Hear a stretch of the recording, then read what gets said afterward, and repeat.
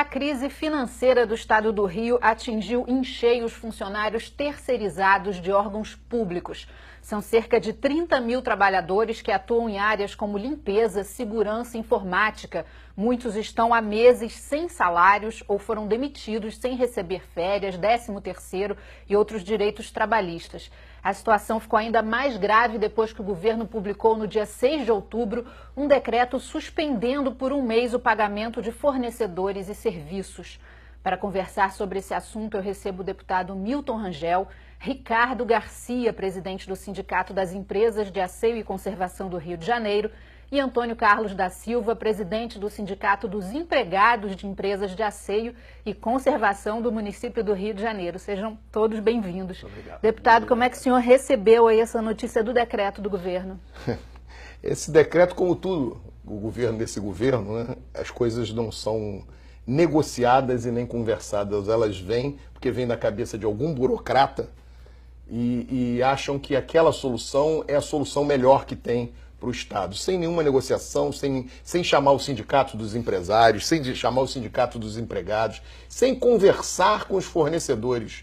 Essa é a coisa mais grave que existe nesse governo atual, governo do Estado atual, governo estadual.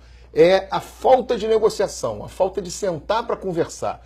É necessário fazer? Vamos negociar, vamos conversar. Os empresários estão se propondo a isso há muito tempo, estão se oferecendo para negociar e tentar ajudar, tentar participar. Os empregados, coitados, já estão participando disso sem querer, sendo a corda mais fraca, a ponta mais fraca dessa corda, pagando com o seu trabalho como se fosse mão de obra escrava. E o governo simplesmente não negocia, não senta para conversar. Ricardo, como é que os empresários aí receberam essa notícia? Eu endosso totalmente as palavras do deputado Milton Rangel. Realmente é uma lástima que o governo do Estado tome decisões como essa, criando um problema seríssimo para um setor que emprega aqui no estado do Rio de Janeiro cerca de 100 mil trabalhadores estão vinculados ao nosso setor. E coloca as empresas numa situação de quase inviabilidade. Né? O fato é que esse decreto ele não trouxe novidade, que as empresas porque já os pagamentos já não com estavam dificuldade sendo de receber e os pagamentos são feitos sem regularidade. Ele formalizou uma coisa que já vinha acontecendo.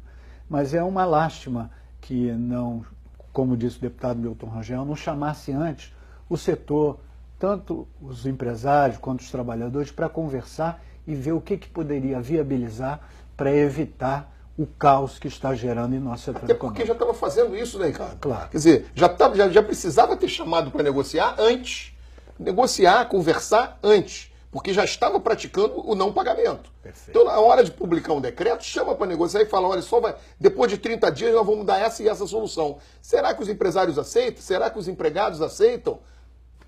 Agora, com o decreto, juridicamente, como é que fica a situação do pagamento dessas empresas que teria que ser feito e não vai ser feito? Bem, já tem algumas empresas que estão buscando o Poder Judiciário para defender seus interesses, mas o processo é muito lento, né? O processo é muito lento, você leva muito tempo para resolver uma questão dessa, isso acaba em precatória, a empresa pode levar 10 anos para receber ou até mais. Então o melhor era que fosse negociado, porque isso inviabiliza os contratos e as empresas não têm recurso para pagar os trabalhadores, o que nós lamentamos muito, porque nós entendemos que salário de trabalhador é religioso, não se pode atrasar, mas inviabiliza, as empresas ficam literalmente sem recursos e não conseguem viabilizar o pagamento dos trabalhadores. Sem liquidez. Antônio Carlos, você fica aí com a ponta mais fraca da história, né? Que são os trabalhadores sem salário, sem nenhuma atenção aí do governo. Como é que está a situação? Na briga da maré contra o rochedo, o marisco está lá no meio, que é o coitado do trabalhador há 6 meses sem pagamento. Tivemos lá na porta do Palácio de Guanabara com o senhor Afonso Monerá, e aí na época houve uma promessa que viria 3 Quando milhões.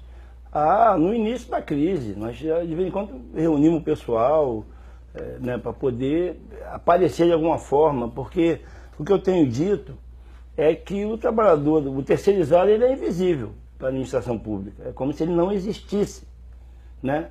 E ele é a maioria das pessoas lá dentro daquele setor. Eu tenho hoje o pessoal da FATEC lá que vai para 6 meses sem pagamento. A gente está falando de quantas pessoas? Eu citei na abertura 30 mil. Sim, cerca de 30 mil pessoas estão com seus salários atrasados. Não 6 meses todo mundo, mas não tem 2 meses, não tem 3 meses. E aí, o que acontece? Quando a situação é de firmas que recebam a fatura e não pagou, é diferente. Claro. A gente vai lá para cima da empresa, faz pagar, mas hoje não, o próprio governo mas na mesa parece que não é essa de negociação situação, com a né? gente explicou que não tem pago. E aí ele vai e faz um decreto, tudo bem, podia pagar tudo agora, bom, agora só vou pagar, vou ficar um mês sem pagar. Está chegando dezembro aí, o pessoal sem pagamento, será que vai ter 13º? Eu acho que esse debate aqui vai ser muito importante, até porque os deputados dessa casa tomam uma posição em favor desse trabalhador, porque as pessoas não estão aguentando mais. Fernando, só para ter um parâmetro, a gente tem, são 15 empresas, se não me falham, que prestam serviço nesse segmento para o governo do estado, são em torno de 15 empresas. E nós temos segmento de limpeza. De terceirização. De terceirização. Que prestam serviço para o que presta Estado. serviço para o Estado. Sim. Né? São em torno de 15 empresas. No ano passado, nós estamos já em outubro desse ano, no ano passado tem uma dívida acumulada com essas empresas de em torno de 300 milhões de reais. Ano passado. Me corrija se eu tiver com algum número errado. E esse ano já ultrapassa $500 milhão. Os números são em torno de 500 milhões atualmente. $500 milhão esse ano. Então, veja bem, como o empresário já não tem mais crédito bancário para buscar, já não tem mais paciência para pedir para os empregados, que a paciência do empregado é comida na mesa. O empregado não tem mais comida para botar na mesa. O empregado não tem mais dinheiro para ir trabalhar, porque nem vale transporte, vale alimentação, algumas empresas não estão fornecendo. E vamos crucificar quem nesse processo se o governo não senta para negociar e não se expõe? Vamos crucificar o empresário? Vamos deixar o trabalhador na situação que está? Como disse o Antônio Carlos, 6 meses sem receber. E tem mais, Fernanda, tem uma coisa muito engraçada, o Antônio Carlos pode falar melhor sobre isso, e o trabalhador ainda é ameaçado. Ainda é ameaçado pelo contratante, algumas vezes, pelos supervisores das empresas, outras vezes, dizendo assim, ó, se não for trabalhar, vai perder o seu salário. Vamos cortar você e vamos botar outro no seu lugar. Quer dizer, ele já não recebe e ainda tem que ir trabalhar. Salário que não tem. Salário né? que não recebe, é mão de obra escrava, efetivamente. Isso é um ponto também que é importante a gente falar. Os serviços estão sendo mantidos, alguns ou não? Alguns pararam? Como é que está a situação? Pela dificuldade de se chegar, você não está com todo o efetivo trabalhando. Mas, por exemplo, eu estive na FATEC um dia desse, em Marechal Hermes, começou as aulas, o pessoal estava lá fazendo comida, o pessoal estava lá fazendo a limpeza, e gente que já está morando na casa de parente, de amigo, que teve que entregar a casa. E com vaquinha do servidor público, E o fazendo servidor dinheiro pra público pagar, ajudando pra o cara trabalhar. na passagem, Isso. alguma coisa, o próprio sindicato fornecendo cesta básica para um grupo que está numa situação caótica. Além entendeu? da FATEC, que outros órgãos públicos estão passando por esse mesmo problema? Saúde, Secretarias todas do Estado. toda a secretaria, a delegacia legal agora, por exemplo, lá os síndicos da delegacia são terceirizados. A UERJ, né? a UERJ. Situação é caótica. da UERJ já tirou a empresa de lá. A empresa ficou sem receber, construir há anos, lá saiu. Entrou uma outra que daqui a pouco paga o primeiro mês, talvez pague o segundo, não vai pagar o terceiro. Né? Então, assim, a delegacia legal, o que está acontecendo? Os síndicos, os atendentes, os psicólogos, são todos. Aí agora, pagaram lá 3 meses ao pessoal e a própria delegacia está glosando lá as faturas, que eu tive hoje conversando sobre isso. Né? Glosando as faturas, veio 28 dias de desconto do trabalhador, que já não recebia salário há 4 meses, desde janeiro sem pagamento. Aí acertaram 3 meses, estão devendo mais 3 meses e estão descontando o dinheiro que estão pagando, porque diz a empresa que a Secretaria de Segurança está glosando as faturas. Como é que funciona isso? Como é que resolve essa coisa? Nós já saímos de hoje com uma ideia de ligar para lá para ir negociar com a Comissão de Trabalhador, para a gente acertar o trabalho aqui, para atender melhor a população. Não tem que descontar dias, eu fiquei sem receber vários meses. É uma coisa assim, parece surreal, né? Você é trabalho escravo. É o que eu estou dizendo, eu vou começar a botar nas sessões, ó, aqui tem trabalho escravo. Eu já conversei com o pessoal, fazer um botão, alguma coisa, porque não tem como continuar assim. Os hospitais penitenciários estão sem serviço de limpeza eu tive com o Coronel Eri, conversando com ele, pessoalmente com ele, desde dezembro do ano passado, sem o serviço. Aí você imagina um hospital penitenciário, a maioria deles são psiquiátricos, tem uma UPA também lá dentro, mas a maioria deles são psiquiátricos. Imagina o estado, a situação do hospital, da unidade prisional, que é uma unidade prisional, em que se encontra essa unidade. Porque ninguém limpa. O preso que era para limpar é doente, que poderia ajudar na limpeza é doente.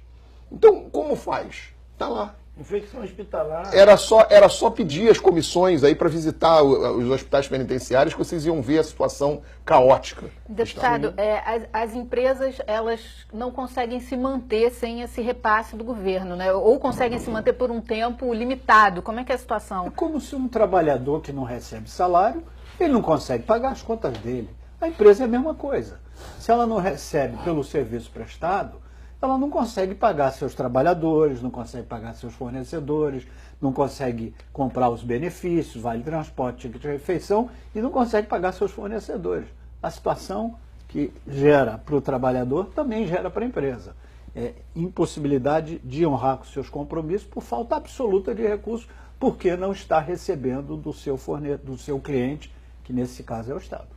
A maioria das empresas, há quanto tempo não recebe nada do governo? Olha, eu diria para você que a média hoje é 5, 6 meses. 5, 6 meses. De faturas atrasadas, mas nós temos conhecimento de empresas que têm mais de ano de faturas atrasadas.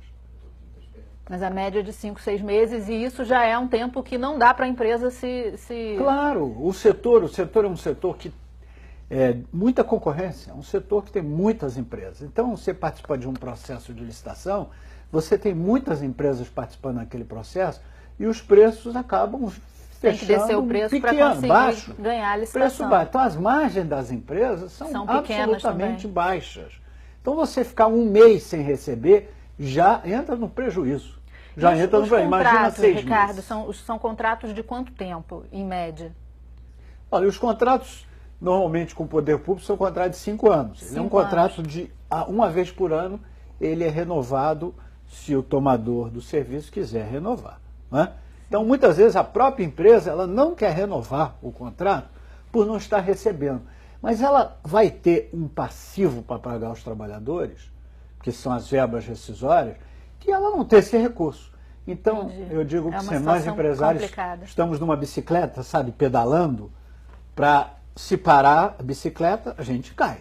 Então, a gente vai pedalando, sempre na esperança de dias melhores, e esse trabalho aqui de apoio do deputado Milton Rangel na divulgação desse problema do Estado, para nós é fundamental, porque abre um canal de comunicação com o Estado, permite que o Estado sinalize alguma forma de pagar os atrasados das nossas empresas.